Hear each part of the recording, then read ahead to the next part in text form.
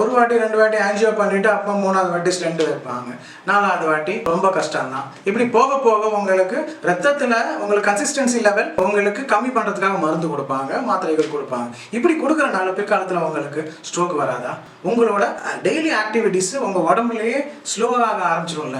அப்புறமா ஒரு 60 வயசு தாண்டும் போது நீங்கள் ஆட்டோமேட்டிக்காக பார்க்கின்சன் வந்து அல்சைமர் ப்ராப்ளம்ல போயிடும்ல. அப்போனா புரிஞ்சுக்கணும், இந்த ஆன்ஜியோன்றது ஒரு அவசரகால சிகிச்சை. இந்த அவசரகால சிகிச்சை மக்களுக்கு வேற வந்தாலே போயிடும். நல்ல வேர்க்க விறுவிறுக்க நடந்தாலே உங்களுக்கு இந்த ஆன்ஜியோவும் தேவையில்லை, இந்த ஸ்டென்ட்டும் தேவையில்லை. இதெல்லாம் நீங்கள் ஆக்டிவிட்டிஸ் பண்ணாதனால தானே இந்த பிரச்சனைகள் உங்களுக்கு வந்திருக்கு. அப்போனா ஒரு வாட்டி உங்களுக்கு அலர்ட் கொடுக்குது, உங்கள் வாழ்வியல் முறையில் விரதங்கள் மேற்கொள்ளணும், உடல் உழைப்புகள் மேற்கொள்ளணும், நல்ல விதமான எக்ஸசைஸ் பண்ணணும். அதுக்காக ஜிம்முக்கு போயிட்டு வெயிட்லாம் தூக்க வேண்டாம். நம்ம உடம்புல ஃபிளெக்சிபிலிட்டி, கை கால் உடம்பு ஃபிளெக்சிபிலிட்டி வர போல சில பயிற்சிகள் பண்ணணும்.